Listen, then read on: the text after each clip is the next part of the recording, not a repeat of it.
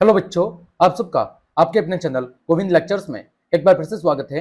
तो प्रिय विद्यार्थियों, आज से हम कक्षा 9 विज्ञान विषय के अध्याय 4 परमाणु की संरचना की शुरुआत कर रहे हैं। बच्चों, अध्याय 1 से लेकर 3 तक सभी की बहुत अच्छे से मैंने व्याख्या करा रखी है। साथ ही साथ पाठ के भीतर दिए गए प्रश्न और अभ्यास प्रश्नों को भी मैंने बहुत अच्छे से सॉल्व करवा दिया है। बच्चों, उन सभी की लिंक वीडियो के डिस्क्रिप्शन में दी हुई है या फिर चैनल की प्लेलिस्ट पर जाकर आप उन सभी क्लासेस को आराम से देख सकते हैं। बच्चों, आज हम बात कर रहे हैं अध्याय 4 परमाणु की संरचना। आज हमारा भाग 1 है, क्योंकि चैप्टर काफी बड़ा है तो इस चैप्टर को हम 2 भाग के अंदर कवर करेंगे। तो बच्चों, चलिए क्लास शुरू करते हैं। बच्चों, सबसे पहले हम बात करते हैं कुछ सामान्य परिचय की। बच्चों, अध्याय 3 में हमने पढ़ा था कि जो पदार्थ है, पदार्थ किससे मिलकर बना होता है? परमाणुओं और अणुओं से मिलकर क्या बनता है? पदार्थ बनता है। हमने तीसरे पार्ट में क्या देखा था बच्चों कि जो पदार्थ है, जिसे हम क्या कहते थे? द्रव्य भी कहते थे, वो किससे मिलकर बना होता है? परमाणुओं और अणुओं से मिलकर बना होता है। और हमने पदार्थ की परिभाषा क्या पढ़ी थी बच्चों? ऐसी कोई भी वस्तु जिसका क्या होता है? जिसका कुछ न कुछ द्रव्यमान होता है, जिसका कुछ न कुछ द्रव्यमान होता है और साथ ही साथ वो क्या करती है? साथ ही साथ वो जगह घेरती है। ऐसी कोई भी वस्तु को बच्चों हम क्या कहते हैं? हम पदार्थ कहते हैं। ठीक है, ऐसी कोई भी वस्तु जिसका कुछ न कुछ द्रव्यमान होता है और वो जगह घेरती है बच्चों, उसे हम क्या कहते हैं? पदार्थ कहते हैं। और पदार्थ बच्चों परमाणुओं और अणुओं से मिलकर बना होता है। ठीक है बच्चों, विभिन्न प्रकार के पदार्थों का जो अस्तित्व है वो उन परमाणुओं के कारण होता है जिससे वे बने हैं।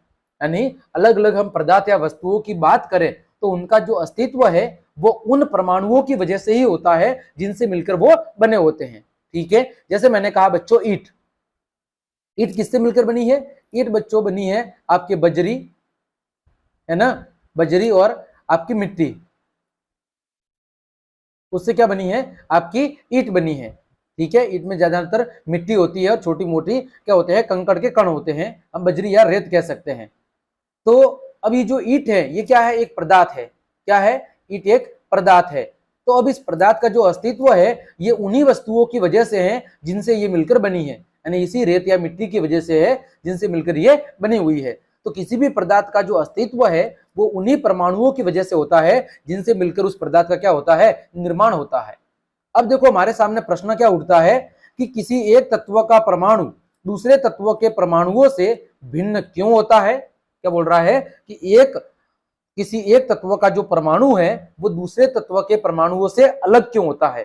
और दूसरा प्रश्न है कि क्या परमाणु वास्तव में क्या होते हैं? अविभाज्य होते हैं, जैसा कि डाल्टन ने बताया था, या फिर परमाणुओं के भीतर छोटे अन्य घटक भी विद्यमान होते हैं? यानी जब हमने तीसरा पार्ट पढ़ा तो वहां से हमारे सामने कितने प्रश्न ऊपर हुए? 2।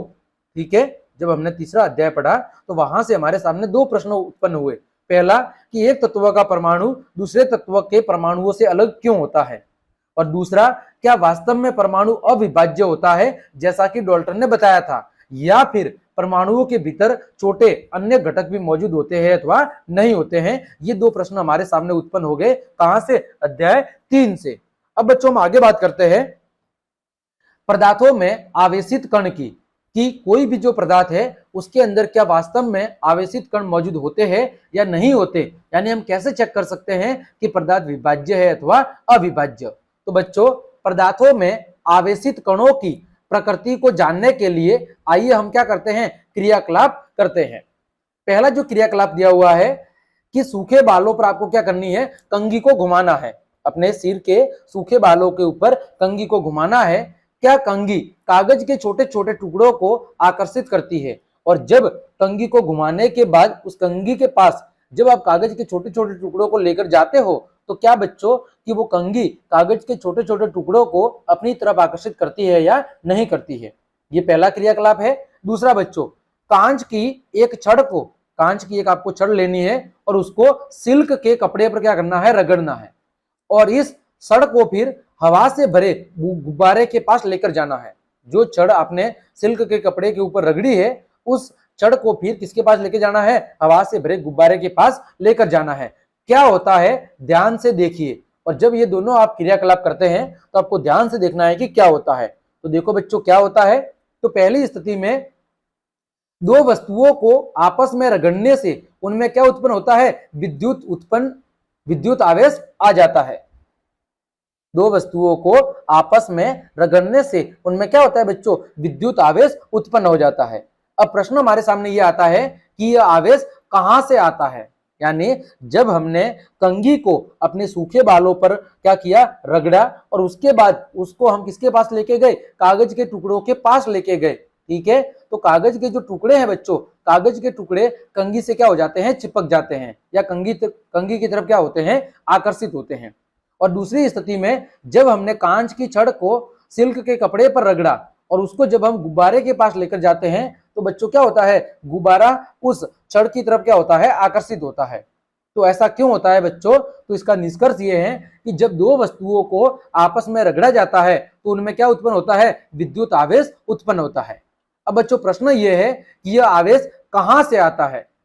तो बच्चों यह आवेश कहां से आता है, तो इसका उत्तर तब मिला जब यह पता चला कि परमाणु क्या है, परमाणु विभाज्य है और किससे मिलकर बना होता है, आवेशित कणों से मिलकर बना होता है।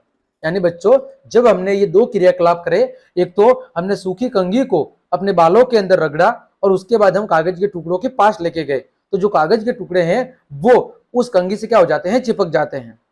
दूसरा उदाहरण बच्चों हमने देखा कि जब हम कांच की छड़ को एक सिल्क के कपड़े से रगड़ते हैं और फिर उस कांच की छड़ के पास हम क्या लेके जाते हैं, हवा से भरा गुब्बारा, तो वो गुब्बारा क्या होता है, उसकी तरफ आकर्षित होता है। तो बच्चों ये दोनों घटना क्यों होती है, ऐसा इसलिए होता है कि जब हम दो वस्तुओं को आपस में रगड़ते हैं तो उन दोनों वस्तुओं में क्या होता है, आवेश उत्पन्न हो जाता है। क्या होता है बच्चों, दोनों वस्तुओं के अंदर आवेश उत्पन्न हो जाता है और उस आवेश की वजह से दोनों वस्तुएं क्या करती है, एक दूसरे को अपनी तरफ आकर्षित करती है। जैसे बच्चों यहाँ पर कंघी में देखो आपको क्या दिख रहा है, माइनस, यहाँ पर कौन सा आवेश है, ऋणात्मक आवेश। कौन सा आवेश है, ऋणात्मक आवेश। और यहाँ पर इस जो कागज के टुकड़े हैं, यहाँ पर देखो इस कोने पर आपको कौन सा आवेश दिख रहा है, प्लस वाला धनात्मक आवेश। ठीक है, तो बच्चों जब एक धनात्मक और एक ऋणात्मक आवेश हो, यानी जो विपरीत आवेश है वो एक दूसरे को क्या करते हैं, एक दूसरे को अपनी तरफ आकर्षित करते हैं। दो अलग अलग आवेश एक दूसरे को अपनी तरफ आकर्षित करते हैं, और यदि दो समान आवेश है तो दो समान आवेश एक दूसरे को क्या करते हैं, प्रतिकर्षित करते हैं, दूर धकेलते हैं। ठीक है, तो यहाँ पर देखो बच्चों क्या हो रहा है कि आपकी जो कंघी है उसमें ऋणात्मक आवेश उत्पन्न हो रहा है और कागज की जो छड़ है उसके किनारों पर धनात्मक आवेश, तो ये क्या करेंगे, एक दूसरे को अपनी तरफ आकर्षित करेंगे। ठीक है, इसी तरह बच्चों देखो ये कांच की छड़ है और ये क्या है, सिल्क का कपड़ा। जब इन दोनों को रगड़ा जाता है तो बच्चों इनमें क्या उत्पन्न होता है, इनमें आवेश उत्पन्न होता है, और जब इनके पास हम हवा से भरा गुब्बारा लाते हैं तो वो गुब्बारा क्या होता है, इनकी तरफ आकर्षित होता है। तो बच्चों यहां से ये पता चला कि परमाणु कैसा है बच्चों, परमाणु विभाज्य है, परमाणु के टुकड़े संभव है, और जो परमाणु है, परमाणु के अंदर क्या है, आवेशित कण मौजूद है। यानी इस प्रयोगों की मदद से यह सिद्ध हो गया कि परमाणु कैसा है, परमाणु विभाज्य है। जो बात डाल्टन महोदय ने बताई थी कि परमाणु अविभाज्य है, वो बात यहां पर क्या होगी बच्चों, गलत साबित होगी। ठीक है, आगे बढ़ते हैं बच्चों। जॉन डाल्टन ने परमाणु को क्या माना था बच्चों, अविभाज्य इकाई माना था, कि परमाणु का विभाजन नहीं हो सकता।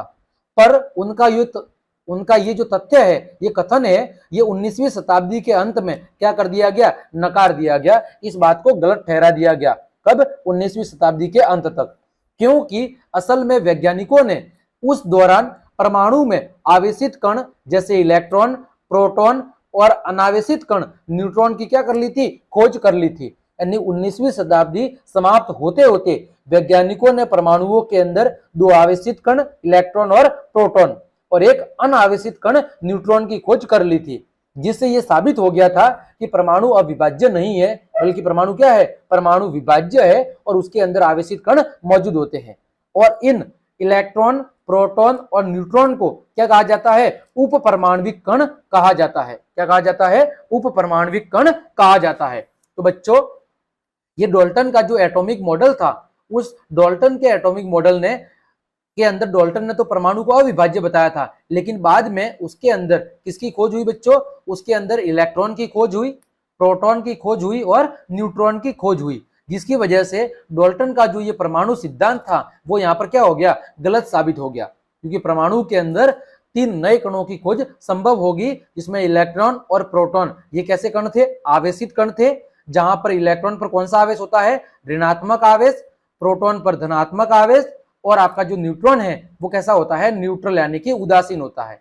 ठीक है, आपके प्रोटॉन और जो न्यूट्रॉन है वो कहाँ मौजूद होते हैं? वो परमाणु के नाभिक में मौजूद होते हैं। और जो बच्चों इलेक्ट्रॉन है वो कहाँ होता है? इलेक्ट्रॉन बाहरी कक्षाओं में क्या करते हैं? चक्कर लगाते हैं। ये बात कब तक पता चल गई? 19वीं शताब्दी के अंत तक, और जिससे डाल्टन का जो परमाणु सिद्धांत था वो यहाँ पर क्या हो गया? गलत साबित हो गया। आगे बढ़ते हैं बच्चों, आगे बात कर रहे हैं इलेक्ट्रॉन की खोज। तो बच्चों इलेक्ट्रॉन की जो खोज है वो कैथोड किरणों के माध्यम से किसने की थी? जे थॉमसन ने की थी। इलेक्ट्रॉन की खोज कैथोड किरणों के माध्यम से बच्चों किसने की थी? जे थॉमसन ने की थी। थॉमसन ने कैथोड किरणों की मदद से परमाणु में इलेक्ट्रॉन की उपस्थिति के बारे में बताया था। कैथोड किरणें कैसे थी? कैथोड किरणें भी बच्चों ऋणावेशित किरणें थी। कैसी किरणें थी? ऋणावेशित, जिन पर ऋणात्मक आवेश उपस्थित था। तो थॉमसन ने इन कैथोड किरणों की मदद से परमाणु के अंदर इलेक्ट्रॉन की उपस्थिति का पता लगाया। अब बात करें इलेक्ट्रॉन पर आवेश की, तो इलेक्ट्रॉन पर जो आवेश का मान है बच्चों वो होता है -1.6 गुणा 10⁻⁻19 कूलाम।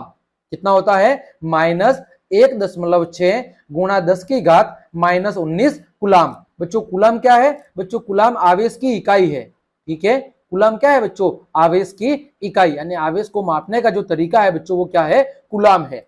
बात करें इलेक्ट्रॉन के द्रव्यमान की, तो बच्चों इलेक्ट्रॉन का द्रव्यमान है 9.1 गुणा 10⁻31 किलोग्राम। कितना द्रव्यमान है? 9.1 गुणा 10⁻31 किलोग्राम। अब इलेक्ट्रॉन को बच्चों ई माइनस के द्वारा दर्शाया जाता है। किसके जरिए दर्शाया जाता है? ई का मतलब इलेक्ट्रॉन और माइनस का मतलब है कि इस पर कौन सा आवेश होता है? ऋणात्मक आवेश मौजूद होता है। इलेक्ट्रॉन का द्रव्यमान लगभग क्या है? नगण्य, यानी बिल्कुल न के बराबर है। और इलेक्ट्रॉन पर जो आवेश है वो कितना माना जाता है बच्चों? -1 माना जाता है। तो ये इलेक्ट्रॉन के बारे में सामान्य जानकारी है कि इलेक्ट्रॉन की खोज कैथोड किरणों की मदद से जे थॉमसन के द्वारा, या कहीं पर लिखा होगा जे थॉमसन के द्वारा की गई थी। ठीक है, इलेक्ट्रॉन पर आवेश का मान कितना होता है? -1.6 गुणा 10⁻⁻19 कूलाम। इलेक्ट्रॉन का द्रव्यमान कितना है? 9.1 गुणा 10⁻31 किलोग्राम। इलेक्ट्रॉन को दर्शाते कैसे हैं? ई माइनस से। द्रव्यमान कितना है? लगभग नगण्य, न के बराबर, और आवेश कितना है? -1। ठीक है बच्चों, यहाँ पर ये परमाणु की संरचना का चित्र दिया हुआ है, जिसमें नाभिक के अंदर कौन मौजूद है बच्चों? प्रोटॉन और न्यूट्रॉन। इलेक्ट्रॉन कहाँ? इलेक्ट्रॉन बाहरी कक्षाओं में क्या करते हैं? चक्कर लगाते हैं। ठीक है, आगे बढ़ते हैं बच्चों, आगे बात कर रहे हैं प्रोटॉन की खोज। इसकी खोज बच्चों? प्रोटॉन की खोज। तो ई गोल्डस्टीन ने, इसने ई गोल्डस्टीन ने उनके द्वारा प्रसिद्ध एनोड किरणों या कैनाल किरणों के प्रयोग द्वारा परमाणु में धनावेशित कण यानी प्रोटॉन की क्या की थी? खोज की थी। प्रोटॉन की खोज किसने की थी? ई गोल्डस्टीन ने। किनके माध्यम से? एनोड किरणों के माध्यम से या फिर कैनाल किरणों के माध्यम से। आगे बात करते हैं बच्चों प्रोटॉन के बारे में कुछ अन्य जानकारी। सबसे पहले बात करते हैं बच्चों प्रोटॉन पर आवेश।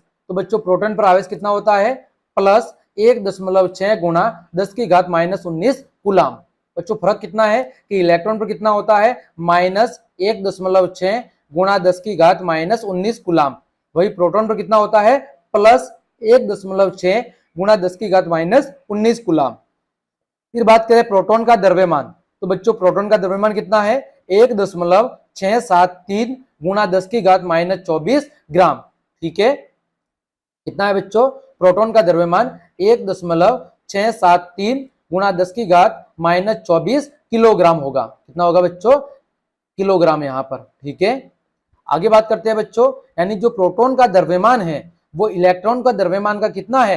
1840, यानी कि लगभग 2000 गुना डबल है। कितना है? 2000 गुना ज्यादा है। किसकी तुलना में? इलेक्ट्रॉन के द्रव्यमान की तुलना में। बच्चों प्रोटॉन को किससे दर्शाते हैं? P+ के द्वारा दर्शाते हैं। किससे दर्शाते हैं बच्चों? प्रोटॉन को P+ के द्वारा दर्शाते हैं। प्रोटॉन का द्रव्यमान कितना है बच्चों? प्रोटॉन का द्रव्यमान लगभग 1 इकाई माना जाता है। और आवेश कितना माना जाता है? आवेश बच्चों +1 माना जाता है। तो ये बच्चों प्रोटॉन के बारे में जानकारी है कि प्रोटॉन की जानकारी जो खोज है वो ई गोल्डस्टीन के द्वारा एनोड किरणों अथवा कैनाल किरणों के माध्यम से की गई थी। ठीक है, प्रोटॉन पर आवेश कैसा होता है? धनात्मक आवेश होता है। मान कितना है? तो प्लस 1.6 गुणा 10⁻⁻19 आपका कूलाम। प्रोटॉन का द्रव्यमान कितना है? 1.673 गुणा 10⁻⁻24 किलोग्राम। ठीक है, प्रोटॉन का द्रव्यमान इलेक्ट्रॉन के द्रव्यमान का लगभग 2000 गुना ज्यादा है। प्रोटॉन को P प्लस से दर्शाते हैं और प्रोटॉन का द्रव्यमान को 1 इकाई और आवेश को क्या माना जाता है? +1 माना जाता है। आगे बढ़ते हैं बच्चों, आगे बात करते हैं परमाणु की संरचना की। तो डाल्टन के परमाणु सिद्धांत के अनुसार परमाणु कैसा था बच्चों? अविभाज्य और अविनाशी। अविभाज्य का मतलब है कि जिसका विभाजन नहीं हो सकता, जिसका विभाजन नहीं हो सकता। ठीक है, अविभाज्य का मतलब क्या है? जिसका विभाजन नहीं हो सकता। लेकिन परमाणु के भीतर जब दो मूल कण इलेक्ट्रॉन और किसकी खोज होगी? प्रोटॉन की खोज। तो जो डाल्टन का परमाणु सिद्धांत था, उस परमाणु सिद्धांत की जो ये धारणा थी कि परमाणु अविभाज्य है, वो क्या होगी? वो गलत साबित होगी, क्योंकि डाल्टन ने बताया था कि परमाणु कैसा है? अविभाज्य है, इसके टुकड़े नहीं किए जा सकते। लेकिन जब परमाणु के भीतर इलेक्ट्रॉन और प्रोटॉन की खोज होगी तो उससे यह पता चल गया कि परमाणु कैसा है? विभाज्य है, जिससे डाल्टन का परमाणु सिद्धांत क्या हो गया? गलत साबित हो गया। अब यह जानना आवश्यक था, यानी जब यह पता चल गया कि परमाणु विभाज्य है, उसमें इलेक्ट्रॉन और प्रोटॉन होते हैं, तो फिर यह जानने की आवश्यकता पड़ी कि आखिर ये इलेक्ट्रॉन और जो प्रोटॉन है वो परमाणु के भीतर किस प्रकार व्यवस्थित है, कहां पर स्थित होते हैं, यह जानना जरूरी था। तो सबसे पहले इलेक्ट्रॉन और परमाणु की व्यवस्था के बारे में, ठीक है, सबसे पहले वैज्ञानिक थे वो थे जे थॉमसन। ये वो सबसे पहले वैज्ञानिक थे जिन्होंने परमाणुओं की संरचना से संबंधित अपना पहला मॉडल क्या किया? प्रस्तुत किया। यानी परमाणुओं की संरचना से संबंधित जो सबसे पहला मॉडल दिया गया था, वो दिया गया था जे थॉमसन के द्वारा। ये वो पहले वैज्ञानिक थे जिसने परमाणु के भीतर इलेक्ट्रॉन और प्रोटॉन की व्यवस्था के बारे में क्या किया? अपना मॉडल प्रस्तावित किया था। ठीक है बच्चों, आगे बढ़ते हैं, आगे बात कर रहे हैं थॉमसन का परमाणु मॉडल। ठीक है, तो थॉमसन ने परमाणुओं की संरचना से संबंधित एक मॉडल प्रस्तुत किया जो किसकी तरह था? क्रिसमस केक की तरह था। जो किसकी तरह था? क्रिसमस के केक की तरह था। उन्होंने क्या बताया कि जो परमाणु है वो परमाणु क्या है? परमाणु एक धनावेश का गोला है। परमाणु क्या है बच्चों? परमाणु एक धनात्मक गोला है, धनावेश का गोला है, जिसमें जो इलेक्ट्रॉन है वो इलेक्ट्रॉन क्रिसमस केक में लगे सूखे मेवों की तरह क्या है? जगह जगह पर धसे हुए हैं। थॉमसन ने क्या बताया कि परमाणु एक धनावेश का गोला है जिसमें जो इलेक्ट्रॉन है वो इलेक्ट्रॉन जिस तरह क्रिसमस के केक में जगह जगह सूखे मेवे लगे होते हैं, उसी तरह ये इलेक्ट्रॉन उस धनात्मक गोले में जगह जगह पर धसे होते हैं, फंसे होते हैं। इसके लिए आप समझने के लिए आप तरबूज का उदाहरण भी ले सकते हैं, जिसके अनुसार परमाणु में जो धन आवेश है वो तरबूज के खाने वाले लाल भाग की तरह क्या है? बिखरा है। यानी जिस तरह एक तरबूज का जो लाल भाग है उसको हम धनावेश का गोला मान सकते हैं, और तरबूज के अंदर जगह जगह जो बीज फंसे होते हैं उनको हम क्या मान सकते हैं? हम इलेक्ट्रॉन मान सकते हैं, जो उस धनावेशित गोले में तरबूज के बीज की भांति क्या हुए हैं? फंसे हुए हैं। तो थॉमसन का जो परमाणु मॉडल है उसे क्रिसमस केक की तरह कह सकते हैं, तरबूज मॉडल कह सकते हैं, या क्या कह सकते हैं? प्लम पुडिंग मॉडल भी कह सकते हैं। क्या कह सकते हैं? Plum pudding model, plum pulling model, ये भी कह सकते हैं। तो बच्चों, थॉमसन ने क्या बताया कि परमाणु एक धनावेश का गोला है और उसमें जो इलेक्ट्रॉन है वो जगह जगह क्या होते हैं? धसे होते हैं। ठीक है, उन्होंने इस बात को समझाने के लिए तरबूज का उदाहरण दिया और क्रिसमस केक का। उन्होंने बताया कि जो तरबूज है, तरबूज का जो लाल वाला भाग है उसे हम धनावेश का गोला मान सकते हैं, और जो तरबूज के बीज है उसे हम क्या मान सकते हैं? इलेक्ट्रॉन। तो तरबूज का जो लाल भाग है वो धनावेश का गोला है, और उसमें तरबूज के बीज की तरह जो इलेक्ट्रॉन है वो उसमें जगह जगह क्या होते हैं? धसे होते हैं।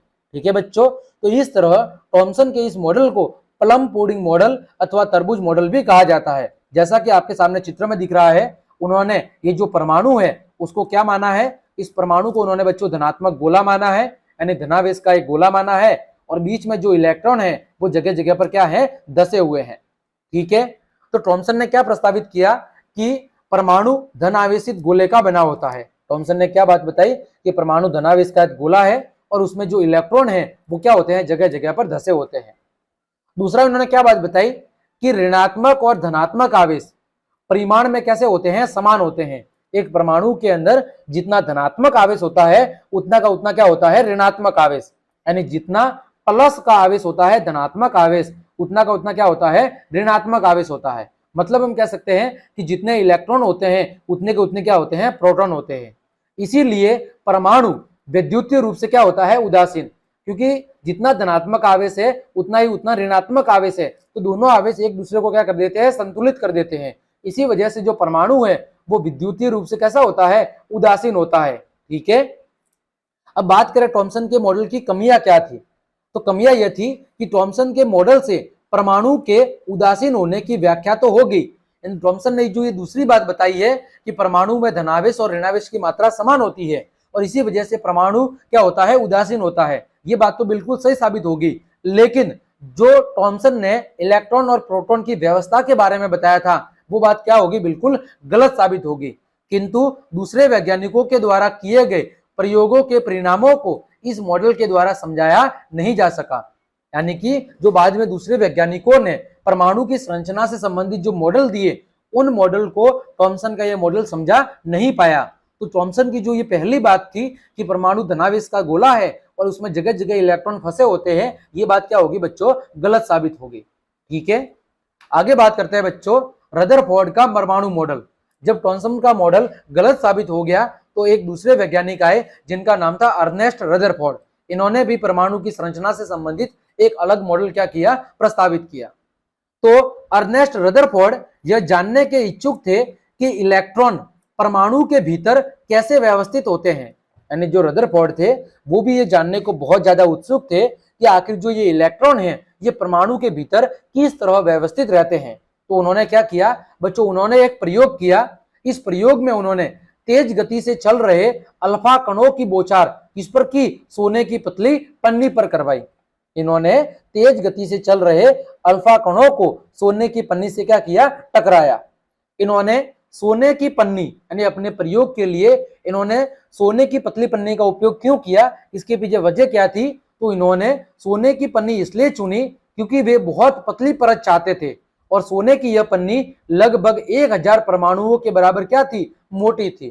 ठीक है, यानी उन्होंने अपने प्रयोग के लिए सोने की पन्नी का उपयोग इसलिए किया क्योंकि वो बहुत ही पतली परत चाहते थे। ठीक है, और आप सब जानते हैं कि जो आघात वर्धनीयता का गुण होता है वो सबसे ज्यादा किसमें पाया जाता है सोने में, और सोने की जो ये पन्नी थी ये लगभग 1000 परमाणुओं के बराबर क्या थी मोटी थी, यानी बहुत ही पतली थी। अल्फा कण क्या होते हैं, तो बच्चों जो अल्फा कण है वो द्विआवेशित हीलियम के कण होते हैं। अल्फा कण क्या होते हैं द्विआवेशित हीलियम के कण होते हैं। और ये कैसे होते हैं, हीलियम कैसा होता है धनावेशित। ठीक है, इनका द्रव्यमान कितना होता है, द्रव्यमान होता है 4 इकाई, कितना होता है 4 इकाई। इसीलिए तीव्र गति यानी तेज गति से चल रहे इन अल्फा कणों में क्या होती है पर्याप्त ऊर्जा होती है। इसी वजह से इन्होंने अल्फा कणों की बौछार सोने की पतली पन्नी पर करवाई। उन्हें यह अनुमान था कि जो अल्फा कण है यानी हीलियम के जो कण हैं वो सोने के परमाणुओं में विद्यमान जो अपरमाणु कण हैं उन अपरमाणु कणों के द्वारा क्या होंगे विक्षेपित होंगे, यानी अपने मार्ग से भटका दिए जाएंगे। चूंकि अल्फा कण प्रोटॉन से बहुत अधिक भारी थे इसलिए उन्होंने इनके अधिक विक्षेपण की आशा नहीं की थी। यानी रदरफोर्ड ने जब ये प्रयोग किया तो उससे पहले उन्होंने ये अनुमान लगाया था कि सोने के परमाणु के अंदर जो विद्यमान अपरमाणु कण है यानी इलेक्ट्रॉन प्रोटॉन और जो न्यूट्रॉन है उन कणों के द्वारा जो अल्फा कण है यानी जो हीलियम के परमाणु कण है उनको क्या किया जाएगा विक्षेपित कर दिया जाएगा।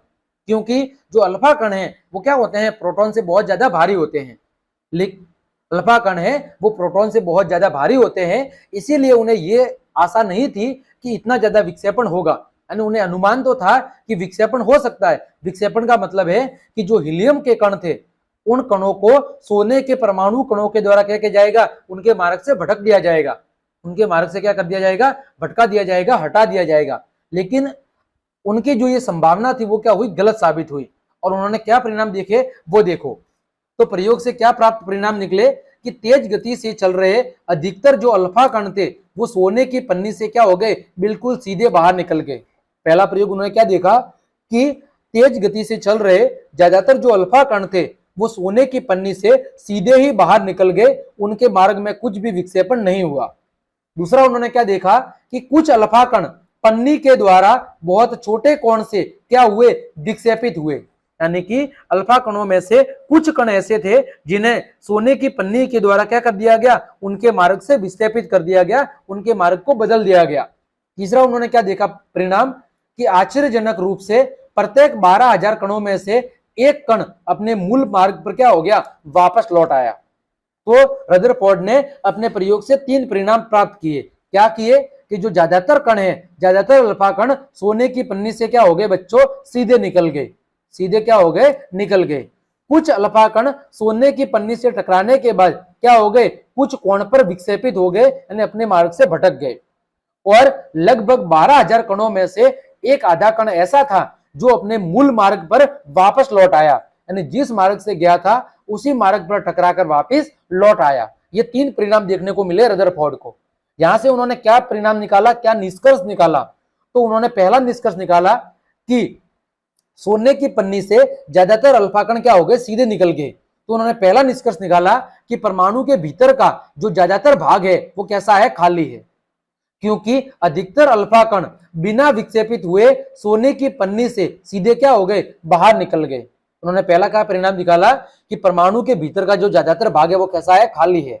इसी वजह से ज्यादातर जो अल्फा कण थे वो सोने की पन्नी से बिना विक्षेपित हुए क्या हो गए, दूसरी तरफ सीधे ही बाहर निकल गए। दूसरा उन्होंने क्या परिणाम निकाला कि जो बहुत कम कण हैं वो अपने मार्ग से क्या होते हैं, विक्षेपित होते हैं। यानी इस प्रयोग के दौरान बहुत कम अल्फा कण ऐसे थे जो अपने मार्ग से क्या हो गए, विक्षेपित हो गए, भटक गए। तो इससे उन्होंने क्या निष्कर्ष निकाला कि परमाणु के अंदर जो धनावेश का भाग है वो क्या है, बहुत ही कम है। दूसरा उन्होंने क्या निष्कर्ष निकाला कि कुछ अल्फा कण अपने मार्ग से विक्षेपित हो जाते हैं, इसका मतलब है कि परमाणु के अंदर जो धनावेश का भाग है वो बहुत ही कम है। तीसरा उन्होंने क्या निष्कर्ष निकाला कि बहुत कम अल्फा कण 180 डिग्री के कोण पर क्या हुए, विक्षेपित हुए, यानी अपने मूल मार्ग पर वापस लौट आए।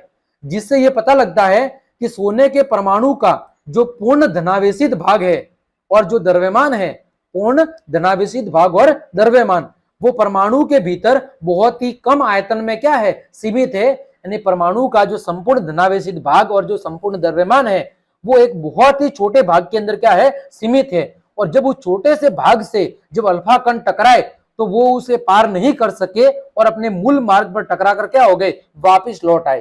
तो रदरफोर्ड ने अपने इस प्रयोग के आधार पर ये 3 निष्कर्ष क्या किए, प्रतिपादित किए, निकाले। ठीक है, अब देखो, अब इसके लक्षण क्या थे।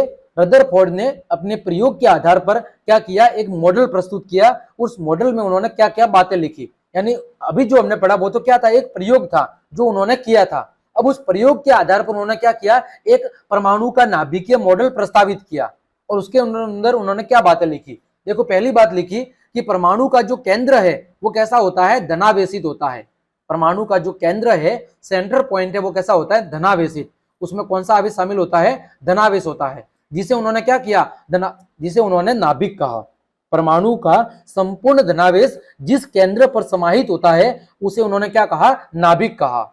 एक परमाणु का लगभग संपूर्ण द्रव्यमान कहां पर होता है, नाभिक के अंदर होता है।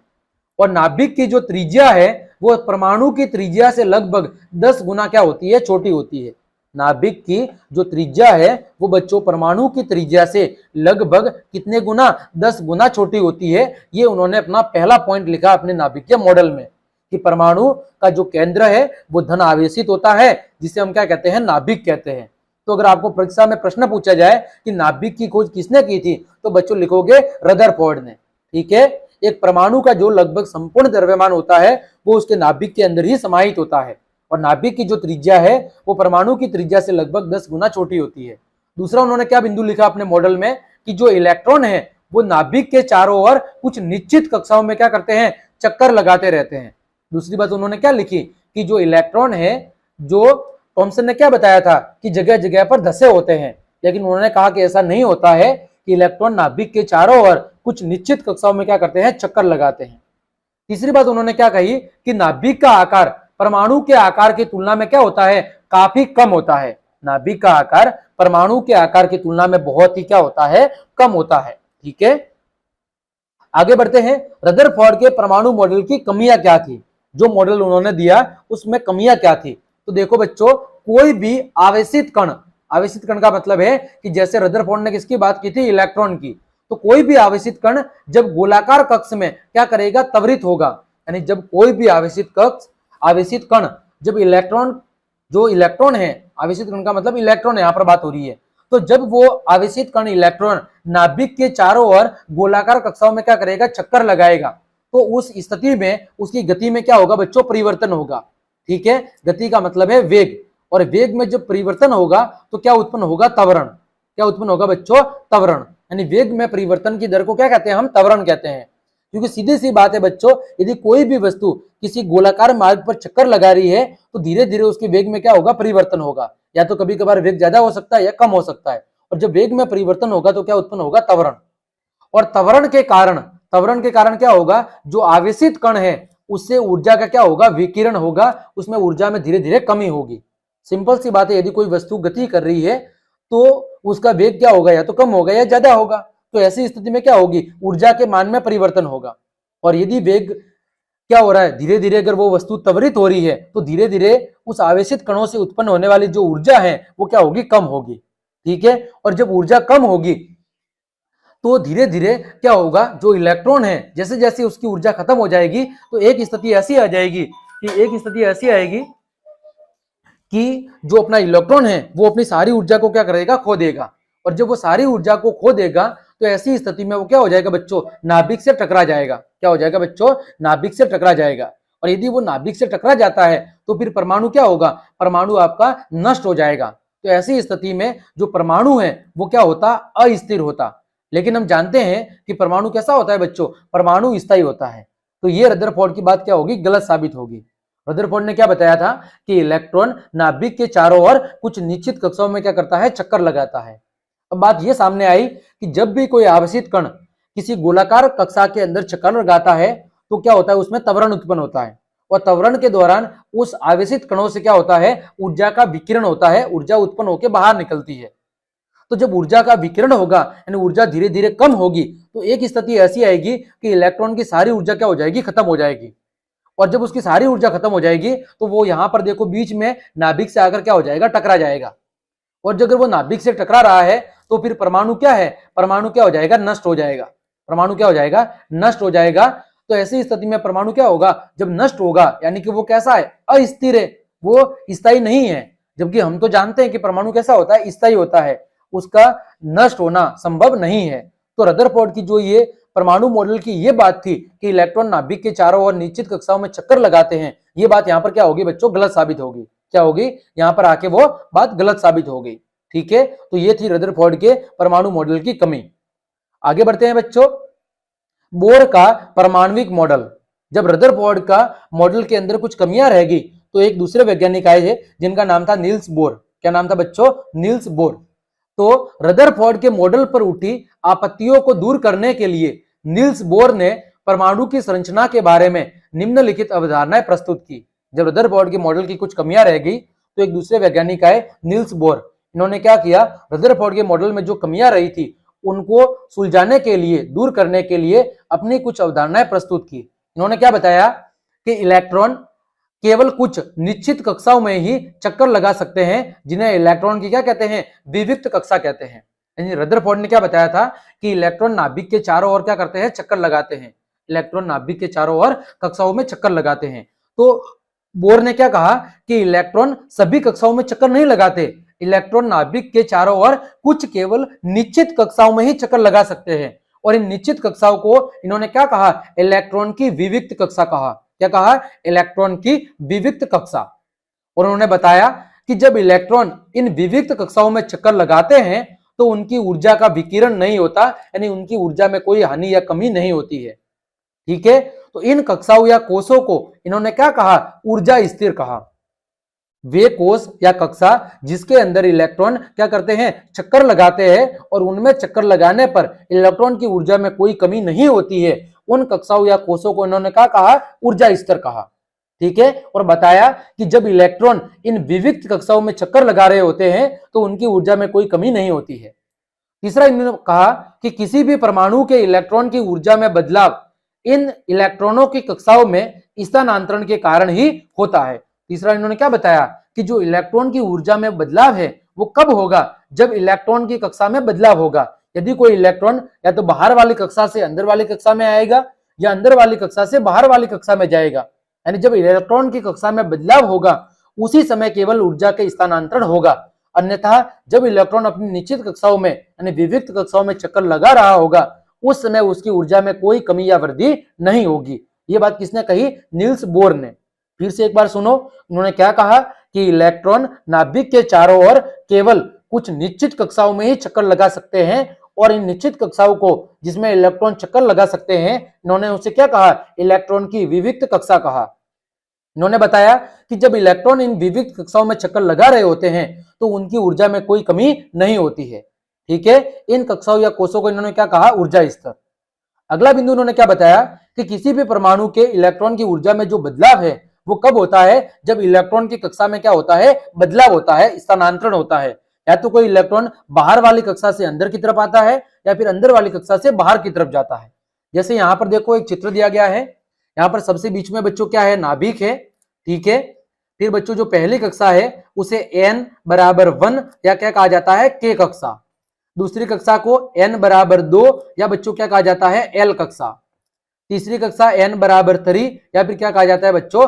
m कक्षा। चौथी कक्षा को n बराबर 4 या क्या कहा जाता है? n कक्षा।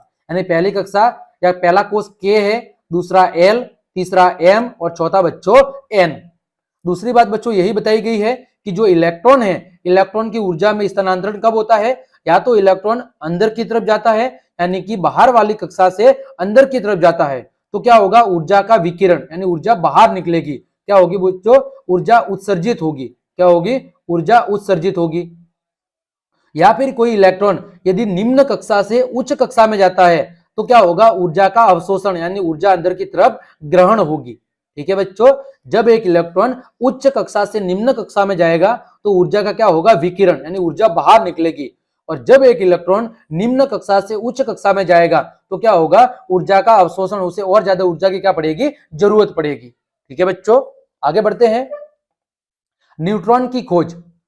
तो जेम्स चैडविक ने हल्के तत्व जैसे लिथियम, बोरॉन आदि की 4 कणों के साथ क्या करवाई? भिड़ंत करवाई। जेम्स चैडविक ने हल्के कण जैसे लिथियम, बोरॉन आदि की किससे? 4 कणों से नहीं है यहां पर, किससे? अल्फा कणों से। किससे भिड़ंत करवाई बच्चों? अल्फा कणों के साथ भिड़ंत करवाई, जिनके कारणवश एक नए कण जिसका द्रव्यमान प्रोटॉन के द्रव्यमान के लगभग बराबर था, लेकिन वे कैसे थे? वे बच्चों आवेश रहित थे। कैसे थे बच्चों? आवेश रहित की उत्पत्ति क्या की? सिद्ध की। यानी कि जेम्स चैडविक ने न्यूट्रॉन की खोज करने के लिए क्या किया? हल्के तत्व जैसे लिथियम, बोरॉन आदि की अल्फा कणों के साथ क्या करवाई? टक्कर करवाई, जिसकी वजह से एक नया कण प्राप्त हुआ जिसका द्रव्यमान प्रोटॉन के द्रव्यमान के लगभग बराबर था, लेकिन वो कैसा था? आवेश रहित, उस पर कोई आवेश नहीं था। और इस आवेश रहित कण को उन्होंने क्या नाम दिया बच्चों? न्यूट्रॉन नाम दिया। क्या नाम दिया? न्यूट्रॉन नाम दिया। ठीक है, फिर बच्चों देखो, जो न्यूट्रॉन है वो हाइड्रोजन के प्रोटियम समस्थानिक में नहीं होते हैं। जो न्यूट्रॉन है वो हाइड्रोजन के प्रोटियम समस्थानिक से अलग है। ये आपको हमेशा ध्यान रखना है कि हाइड्रोजन का प्रोटियम समस्थानिक वो न्यूट्रॉन से क्या है? अलग है। ठीक है, मतलब क्या हुआ कि हाइड्रोजन का जो एक समस्थानिक है प्रोटियम, ठीक है, वो उसके अंदर न्यूट्रॉन मौजूद नहीं होता है। ये आपको ध्यान रखना है, हाइड्रोजन के प्रोटियम समस्थानिक में न्यूट्रॉन मौजूद नहीं होता है। कारण क्या है? क्योंकि इलेक्ट्रॉन का द्रव्यमान प्रोटॉन और न्यूट्रॉन के द्रव्यमान से अत्यधिक क्या है? कम है। इलेक्ट्रॉन का जो द्रव्यमान है वो प्रोटॉन और न्यूट्रॉन के द्रव्यमान से बहुत ज्यादा क्या है? कम है। इसीलिए परमाणु का जो द्रव्यमान है वो प्रोटॉन और न्यूट्रॉन के द्रव्यमान का क्या होता है? योग होता है। किसी परमाणु का जो द्रव्यमान है, परमाणु द्रव्यमान, किसी परमाणु का जो परमाणु द्रव्यमान है बच्चों, वो क्या होता है? वो बच्चों प्रोटॉन प्लस न्यूट्रॉन के द्रव्यमान का क्या होता है? योग होता है। ये आपको ध्यान रखना है।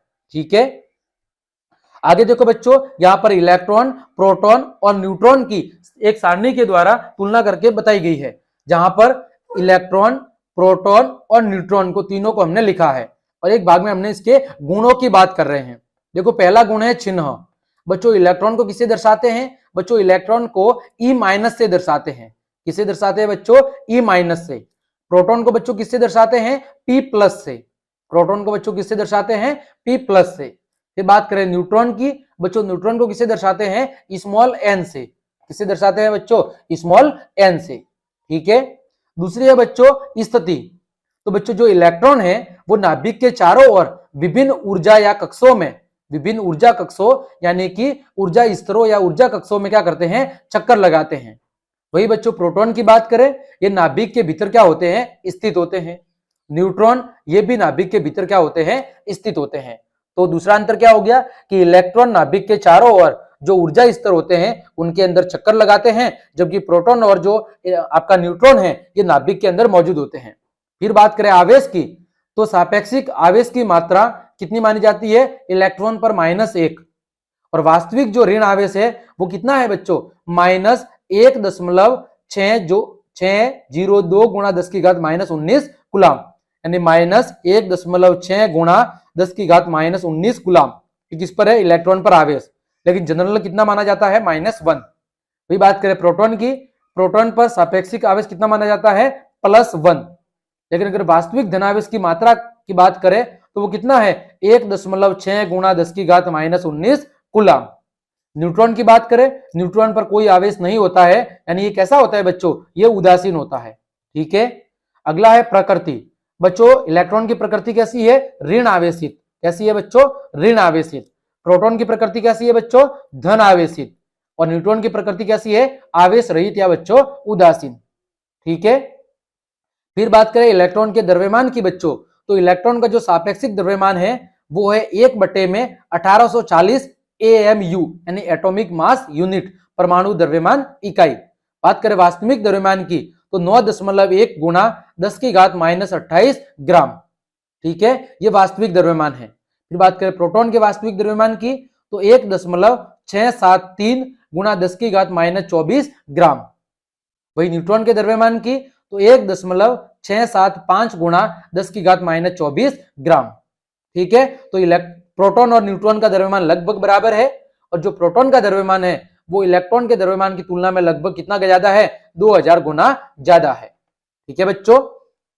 तो इस तरह बच्चों हमने आपके भाग 1 के अंदर क्या सीखा है बच्चों? हमने परमाणु की संरचना के बारे में सामान्य जानकारी, जिसमें इलेक्ट्रॉन की खोज, प्रोटॉन की खोज और न्यूट्रॉन की खोज, साथ ही साथ हमने थॉमसन का परमाणु मॉडल, रदरफोर्ड का परमाणु मॉडल और आपका किसका? निल्स बोर का परमाणु मॉडल, इनकी चर्चा हमने बच्चों बहुत अच्छे से की है। उम्मीद करता हूं आज के टॉपिक आपको अच्छे समझ में आए होंगे। तो क्लास देखने के लिए आप सभी का धन्यवाद। यदि आपको मेरी क्लास और मेहनत पसंद आई है तो बच्चों लाइक, कमेंट, शेयर और सब्सक्राइब जरूर करें। आज के लिए इतना ही। जय हिंद, जय भारत।